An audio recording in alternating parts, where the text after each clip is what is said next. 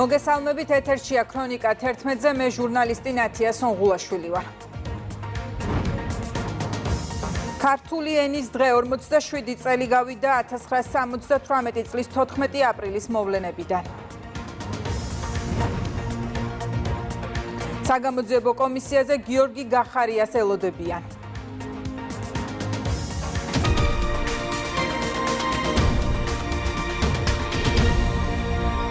ამ წუთებში იურიდიულ საკითხთა კომიტეტის ხდომა მიმდინარეობს. დეპუტატები რამდენიმე პროექტზე მსჯელობენ. მესამე მოსმენით გავა ნარკოპოლიტიკის გამკაცრების შესახებ პროექტი, ასევე იმსჯელებენ რეგიონული და ინფრასტრუქტურის სამინისტროების გაყოფაზე. პირველი მოსმენით კი განიხილეს მოქალაქეთა პოლიტიკური გაერთიანებების შესახებ პროექტი, რომელიც გრანტებს ეხება. დეტალებს მაკუნა აბულაძე გაგვაცნობს. უცხოეთიდან საქართველოში გრანტის მისაღებად მთავრობის თანხმობა გახდება საჭირო. საკანონმდებლო ცვლილებების პაკეტი მმართველმა პოლიტიკურმა ძალამ მოამზადა და კანონმდებლებმა პირველი მოსმენით იურიდიულ კომიტეტის ხდომაზე სულ ცოტა ხნის წინ იმსჯელეს. კიდევ ერთხელ დეტალურად განიმარტა თუ რას მოიაზრებს ეს ცვლილებათა პაკეტი, რა შემთხვევაში და ვის შეეხება ეს კანონი და დაზუსტდა კიდევ ერთხელ ის თუ რატომ დადგა დღის წესრიგში ეს საკითხი.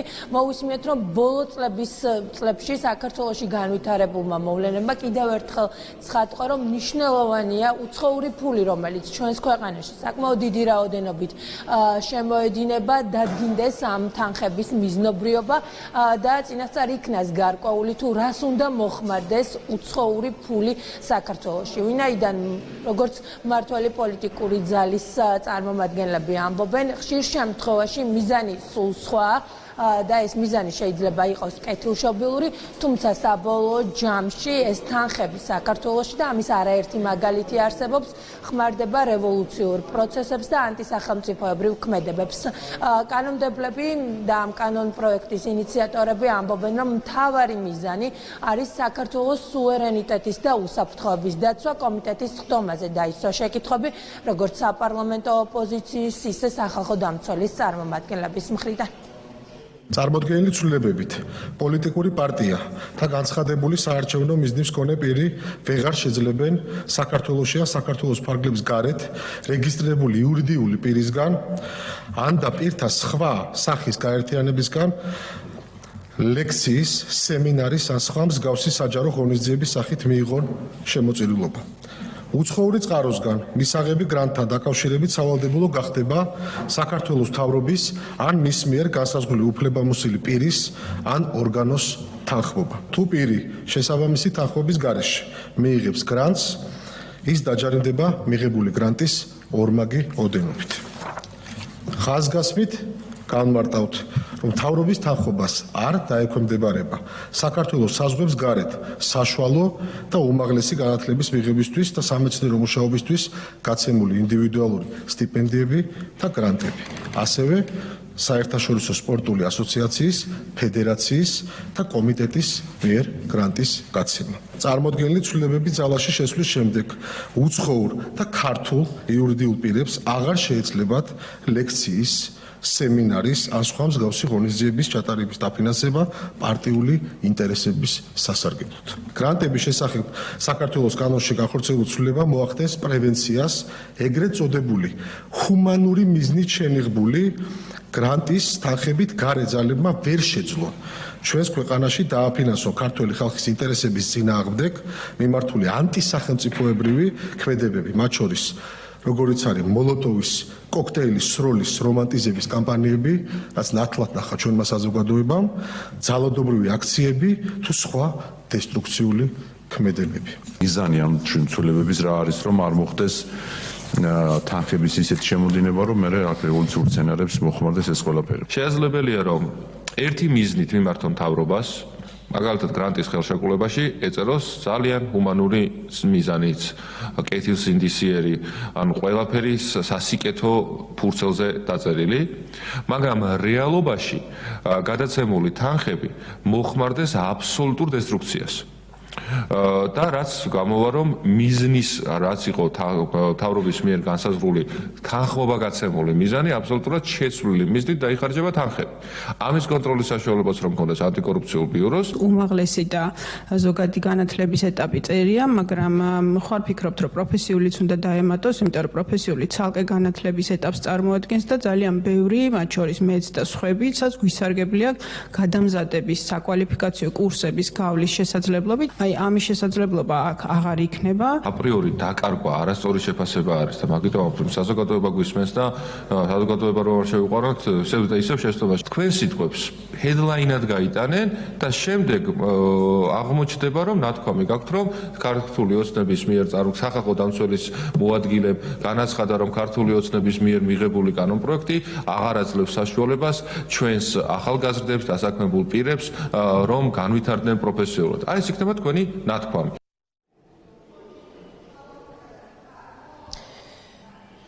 პროექტის მიხედვით მთავრობის მიერ გრანტის გაცემაზე თანხმობის გაცხადებისთვის 10 დღიანი ვადა განისაზღვრება. საერთო ჯამში ამ პროცესის მონიტორინგს ანტიკორუფციული ბიურო განახორციელებს, კანონპროექტი ადგენს გამონაკლისებსაც. ეს მაკუნა აბულაძე იყო. ერთ საათში საგამოძიებო კომისიის ხდომა იწყება, დაბარებულია გიორგი გახარია. საქმე ეხება 2019 წლის 20 ივნისის მოვლენებს და ამ საქმეზე სტრასბურგის სასამართლოს გადაწყვეტილებას. ნინო არღულიანი გვერდდება პირდაპირ ეთერში. ნათია, რამდენიმე წუთის წინ გახდა ცნობილი, რომ გიორგი გახარია საგამოძიებო კომისიაზე გამოცხადდება და კომისიის წევრების კითხვებს უპასუხებს, თუმცა მანამდე ცნობილი იყო, რომ ზუსტად 12 საათზე მას ბრიფინგი პარტიის ოფისში ჰქონდა, შესაბამისად დიდი ალბათობით ის პარლამენტში მოსვლას არ აპირებდა. მთელი დღის განმავლობაში კი მმართველი გუნდის წევრები მას ახსენებენ, რომ საგამოძიებო კომისიასთან არ თანამშრომლობა კანონით ისჯებოდა და შემდეგი რეაგირებისთვის მისი გადაწყვეტილება გენერალურ პროკურატურაში გაიგზავნებოდა. თუმცა, როგორც უკვე გითხარით, ის პარლამენტში მოვა, რაც შეეხება კითხვებს, კითხვების დიდი ნაწილი სწორედ 2019 წლის 20 ივნისის მოვლენებს უკავშირდება, თუმცა კითხვები ეხება მისი პრემიერ-მინისტრობის პერიოდსაც. გახარია თუ დღეს არ მოვა საგამოძიებო კომისიის ხდომაზე, ეს ნიშნავს იმას, რომ იგი გაექცევა კითხვებს, რომელიც გვაქვს ჩვენ. და ჩვენ ძალიან ბევრი კითხვა გვაქვს მასთან. როდესაც იყო იგი შინაგან საქმეთა მინისტრი და როდესაც იყო პრემიერი. და თუ არ მოვა, არ გამოცხადება, ჩვენ გავაგრძელებთ იგივე პროცედურას, რაც წინა შემთხვევებში იყო, როდესაც არ მოვიდნენ ჩვენგან მოწვეული, ასე ვთქვათ, გამოსაკითხი პირები, გადაეგზავნება მასალები პროკურატურას. რა თქმა უნდა, ბრიფინგზე დადგება, როდესაც არავინ ოპონენტი არ ეყოლება, არავინ კითხვას არ დაუსვავს. თავის ინტერპრეტაციებს ყოველგვარი მტკიცებულების გარეშე წარმოადგენს, ვერავინ ვერ შეეკამათება ამ თემაზე და ესე მისთვის უფრო კომფორტულია. და აქ ხალხის თვალწინ, ჩვენი ამომრჩევლების თვალწინ პასუხები ქონდა გასაცემი ძალიან აქტუალურ და სენსიტიურ კითხვებზე. ეს არის უბრალოდ თავის არიდება და მეტი არაფერი. გახარია დადგა ჩვეული დილემის წინაშე. მოვა კომისიაზე ვაია, არ მოვა ვუია. მოვა ხალხი კიდევ ერთხელ ნახავს თუ რა დანაშაულები აქვს, სავარაუდო დანაშაულები ჩადენილი, არა მარტო ქვეყნის წინაშე, რაც თქმა უნდა მთავარია, ასევე გუნდის წინაშე და ამას კიდევ ერთხელ საჯაროდ დაინახავს საზოგადოება, არ უშველის იმას აქტუალების ბაჭუნი და არც სხეულის ენა, იქ რეალურად საზოგადოება დაინახავს იმას, რასაც ჩვენ ვამბობდით გახარიაზე და თუ არ მოვა, რა თქმა უნდა, ერთის მხრივ სისხლისამოს პასუხისგებლობაა და ვეღარ ისაუბრებს იმასთან დაკავშირებით, რომ პასუხისგებლობას გაექცევა. შესაბამისად, ამას არც ბრიფინგის ჩანიშვნა უშველის ახლა. და კიდევ ერთხელ ვიმეორებ, არც მისი რაიმე ძველი ტრიუკები, რომელიც უკვე ძალიან მოძველდა. ზუსტად 3 წუთის წინ გახდა ცნობილი, რომ გიორგი გახარია საკანონმდებლო ორგანოში მოვა, ჩანიშნული ბრიფინგი კი გააუქმა. რატომ შეცვალა გადაწყვეტილება, ეს ამ დროისთვის უცნობია, თუმცა მაყურებელს ვეთყვი, რომ ზუსტად 12 საათზე დაიწყება საგამოძიებო კომისია. დღეს საგამოძიებო კომისიის წევრები მხოლოდ გიორგი გახარია, შინაგან საქმეთა ყოფილ მინისტრს და ყოფილ პრემიერ-მინისტრს მოусმენენ. პირდაპირ ეთერში ნინო არღულიანი საუბრობდა. პარლამენტის თავმჯდომარე არასამთავრობო ორგანიზაციების, ოპოზიციის პარტიული მედიისა და ეგრეთ წოდებული სამოქალაქო აქტივისტებისგან მომდინარე სიძულვილის ენისა და ძალადობის შესახებ წერს. შალვა პაპუაშვილი ყურადღებას ამახვილებს უცხოურ დონორებზე და მათ პასუხისმგებლობაზე. პარლამენტის თავმჯდომარის შეფასებით, ევროპელი და ბრიტანელი დონორები განაგრძობენ უცხო ქვეყნების მთავრობებისთვის პოლიტიკურად ძირის გამოთხრის დღემდე არსებულ პრაქტიკას. ორი დღის წინ გვიანღამით რადიკალური ოპოზიციის აგრესიული აქტივისტები საქართველოს პარლამენტის თავმჯდომარის მოადგილე თეა წულუკიანის სახლის წინ შეიკრიბნენ და მას და მისი ოჯახის წევრებს მათ შორის მცირეწლოვან ბავშვს შეურაცხყოფას აყენებდნენ და ემუქრებოდნენ. მანამდე ერთ-ერთი ოპოზიციური არასამთავრობო ორგანიზაციის ხელმძღვანელმა ბაია პატარაიამ სხვა მუქარი შემცველ და დამამცირებელ მრავალ პოსტთან ერთად სოციალური მედიით თეა წულუკიანს სიკვდილი უსურვა. ქართულ ენაში შესაძლო ყველაზე მძიმე ტერმინების გამოყენებით. NGO კარტელის ეს ბოსები და ოპოზიციის მიერ კონტროლირებადი მედია სულ უფრო მეტად ემსგავსება 1000 ბორცვის რადიოს, ზიზღის გამგუებელ მედიას, რომელმაც მთავარი როლი შეასრულა 30 წლის წინ რუანდაში დატრიალებულ გენოციდში. არასამთავრობო ორგანიზაციების, ოპოზიციის პარტიული მედიის და ეგრეთ წოდებული სამოქალაქო აქტივისტებისგან მომდინარე სიძულვილის ენა უკვე ყოველდღიურობად გვექცა. სიტყვის თავისუფლების საფარქვეშ ეს ადამიანები არამხოლოდ პოლიტიკურ პოლარიზაციას ახალისებენ, არამედ ისწრაფვიან სამოქალაქო დაპირისპირებისგან, რაც ძალაუფლებისთვის მათი ბრძოლის მთავარი ტაქტიკაა. შესაძლოა ასეთი ჯგუფების წარმომადგენლებმა თავად არ გამოჰკრან ჩახმახს თითი, თუმცა ისინი არიან, ვინც ქმნიან ისტერიულ გარემოს, რომელმაც შესაძლებელი გახადა ამერიკის შეერთებული შტატების პრეზიდენტ ტრამპის და სლოვაკეთის პრემიერ-მინისტრ ფიცოს მკვლელობის მცდელობები. აშკარაა, რომ ისტერიის გაღვივება და მასობრივი სიძულვილის სამიზნეები შექმნა ფსევდოლიბერალური ძალების ძირითადი ტაქტიკა გახდა. მხოლოდ იღბალმა და რამდენიმე მილიმეტრმა გადაარჩინა ტრამპი და ფიცო, თუმცა იღბალმა შესაძლოა არ გაამართლოს ყველა საჭირო სიტუაციაში. ამ საშიში და მასიური სიძულვილის კამპანიის პროცესში გულუხვი და ფინანსებით მათ მხარს უჭერენ ის უცხოელი დონორები, რომლებიც რიტორიკულად აცხადებენ დემოკრატიის, კანონის უზენაესობისა და რაც ყველაზე ცინიკურია, ადამიანის უფლებების დაცვის მიმართ ერთგულებას. ამავდროულად გრანტების მათი საყვარელი მიმღებები მოქმედებენ როგორც სოციალური ერთიანობის, დემოკრატიული კონსოლიდაციისა და კონსტრუქციული პოლიტიკური ჩართულობის მთავარი დამრღვევები. შეუძლებელია დააფინანსო ტერორი და ამავდროულად უარი თქვა პასუხისმგებლობაზე. უცხოელი დიპლომატების ახალი ტენდენცია მხარდაჭერის სადემონსტრაციო ტესტუმრონ იმ ჯგუფებს, რომლებიც ჩართული არიან ქუჩის ძალადობასა და ზიზღის კამპანიაში, კიდევ უფრო მეტად ახალისებს ამ ჯგუფებში განუკითხაობის შეგრძნებას. დემოკრატიის კონსოლიდაცია ბინძური მეთოდებით ვერ მოხდება. არასამთავრობო ორგანიზაციები, რომლებიც სიძულვილს ავრცელებენ და ძალადობას ახალისებენ, ვერ ჩაითვლებიან სამოქალაქო საზოგადოებად. ისინი ამახინჯებენ როგორც დასავლეთის, ისე დემოკრატიის იდეას, როგორც აღმოჩნდა, მცირე ნაბიჯი ყოფილა სამოქალაქო საზოგადოებიდან არა ცივილურ საზოგადოებამდე. სამწუხაროდ, როგორც ხედავთ, ამერიკის შეერთებული შტატების ამჟამინდელი ადმინისტრაციის მიერ საგარეო დახმარების არსებული ცუდი პრაქტიკის გულწრფელ აღიარებას არ მოჰყვა მსგავსი ნაბიჯები ევროპელი და ბრიტანელი დონორების მხრიდან, რომლებაც გადაწყვიტეს, რომ გააგრძელონ უცხო ქვეყნების მთავრობებისთვის პოლიტიკურად ძირის გამოთხრის მანამდე არსებული პრაქტიკა. ქართული ენა ქართველი ერის თვითმყოფადობის, სულიერებისა და ერთიანობის სიმბოლოა. ქართული ენის დღესა და 1978 წლის 14 აპრილის მოვლენებზე ხელისუფლების პირველი პირები წერენ.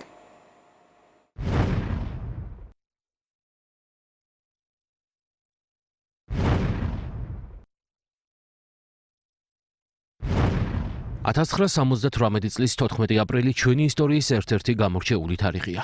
საბჭოთა ხელისუფლების განზრახვას ქართული ენისთვის სახელმწიფო ენის სტატუსი ჩამოერთმია, ქართული საზოგადოების პატრიოტული პასუხი მოჰყვა, რამაც საბჭოთა ხელისუფლებას გადაწყვეტილების შეცვლა აიძულა. ქართული ენა ჩვენი თვითმყოფადობის, სულიერებისა და ერთიანობის სიმბოლოა. ილია ჭავჭავაძე გვასწავლის, რომ ენა საღვთო რამ არის და საზოგადო საკუთრებაა, რომელსაც კაცი უნდა ეკომაგებოდეს. სწორედ მშობლიური ენის კომაგობის ამ გმირულმა აქტმა არა მხოლოდ ქართულ შეუნარჩუნა სახელმწიფო ენის სტატუსი, არამედ ის იქცა გარდამტეხ მოვლენად, რომელმაც ეროვნული მოძრაობის აღმავლობას პირველი მძლავრი ბიძგი მისცა.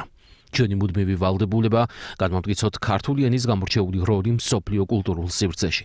მხარი დავუჭიროთ ჩვენს ყველა თანამოქალაქეს ქართული ენის შესწავლაში და განვამტკიცოთ მისი, როგორც სახელმწიფო ენის მნიშვნელობა. ქართული ენა ჩვენი ერის თვითმყოფადობის, იდენტობისა და სახელმწიფოებრიობის ერთ-ერთი უმთავრესი საყრდენია, რომელსაც მრავალი საუკუნის განმავლობაში ჩვენი წინაპრები თავდადებით იცავდნენ და უფრთხილდებოდნენ. 1978 წლის 14 აპრილის მოვლენებით სწორედ ამის ნათელი მაგალითია. ზუსტად 47 წლის წინ რუსთაველის გამზირზე შეკრებილმა ათასობით ადამიანმა საკუთარი სიცოცხლის რისკის ფასად დაიცვა ქართული ენა. ეს გახლდათ მნიშვნელოვანი ისტორიული მოვლენა, როდესაც ახალგაზრდები წინააღმდნენ საბჭოთა კავშირის ხელმძღვანელობის გადაწყვეტილებას და არ დაუშვეს ქართული ენისთვის სახელმწიფო ენის სტატუსის გაუქმება. ეროვნული ინტერესების სადარაჯოზე მდგომი ქართველი ხალხის ამ გამარჯვებამ არამხოლოდ ქართულ ენას შეუნარჩუნა კონსტიტუციური სტატუსი, არამედ დიდი ბიძგი მიცა ეროვნული მოძრაობის აღმავლობასაც. ჩვენ მადლიერებას გამოვხატავთ ამ უპრეცედენტო სამოქალაქო გმირობის ყველა მონაწილის მიმართ. დღეს თითოეული ჩვენგანის პასუხისმგებლობაა გაუფრთხილდეთ ჩვენი თანამემამულეების თავდადებით შენარჩუნებულ მშობლიურ ენას. ჩვენი ვალია ერთობლივი ძალისხმევით ვიზრუნოთ წინაპრების დანატოვარი მემკვიდრეობის დაცვაზე და ამით განვამტკიცოთ ჩვენი სახელმწიფოებრიობა. გილოცავთ ქართული ენის დღეს. თითქმის ნახევარი საუკუნეა, რაც საქართველოში დედა ენის დღეს აღნიშნავთ. 1978 წლის 14 აპრილს ქართული ენის დასაცავად ერთბაშად იხულა ახალგაზრდობამ და ინტელიგენციამ. სახელმწიფო ენის სტატუსის შენარჩუნების მიზნით გამართული დემონსტრაცია სინამდვილეში ქართული იდენტობის დაცვისა და მისთვის თავდადების გმირულ აქტს წარმოადგენდა. ენა მამული სარწმუნოება, თვითმყოფადობის გამსაზღვრელი ილიასეული ფორმულა საბჭოთა პერიოდშიც კი ინახავდა ქართული ეროვნულობის მუხტს. 14 აპრილი იყო ნამდვილი წინამორბედი 10 წლეულის შემდეგ აზვირთებული ეროვნული მოძრაობისა, როდესაც სახელმწიფოებრივ დამოუკიდებლობას ვითხოვდით, ჩვენ ვიცოდით რისთვის გვჭირდებოდა იგი, რა გვქონდა დასაცავი, საბრძოლი, რა უნდა ყოფილიყო ჩვენი ქვეყნის შინაარსი. ქართული ენა წარმოადგენს ქართული სახელმწიფოსა და ქართული ცნობიერების მტკიცე და შეუცვლელ დუღაბს. ეს არის რაც გვაერთიანებს, რაც გვინახავს წარსულს და რომლის გარეშეც ვერ გვექნება მომავალი. სამწუხაროა დღევანდელ დღეს თუნდაც ადამიანთა მცირეოდენი ჯგუფის ხილვა, რომლებიც ხელოვნურად თავსმოხვეული გლობალისტური იდეოლოგიის გავლენით სამშობლოს ინტერესს უცხოურ გავლენაზე ცვლიან. ქართულ ენას მეორე ხარისხოვნად მიიჩნევენ და სარწმუნოებას აბიაბრუებენ. უფროსმა თაობებმა საბჭოთა ათეისტურ უფლებააღრელ ქვეყანაში სათუთად გამოატარეს ენის, მამულისა და სარწმუნოების დროშა, რომლის შეცვლას დღეს ასე მზავკრულად და ვერაგულად ცხრის ქურქით შემოპარულმა უცხო მენტალობამ განიზრახა. ამის მიუხედავად ქართველ ხალხს უარესი ჟამიც გამოუვლია, ჭკუა ხერხი და ღონე უხმარია, საკუთარი არ დაუკარგავს და სხვისი არ სდომებია, რადგანაც ჩვენი მიზნები და მისია მარადიულია. 1000 წლეულებს წდება და უსასრულობისკენაა მიმართული. აზერბაიჯანულენოვან და სომხურენოვან მოსახლეობაში სახელმწიფო ენის ფლობისა და შესწავლის მოტივაციის კვლევის შედეგების პრეზენტაცია გაიმართა. კვლევის მიხედვით ეთნიკური უმცირესობებით მჭიდროდ დასახლებულ რეგიონებში ქართული ენის ცოდნის დონე უმჯობესდება. ქართული ენის მაღალ დონეზე შესწავლის ხელმისაწვდომობის უზრუნველყოფა სამოქალაქო თანასწორობისა და ინტეგრაციის პოლიტიკის პრიორიტეტია.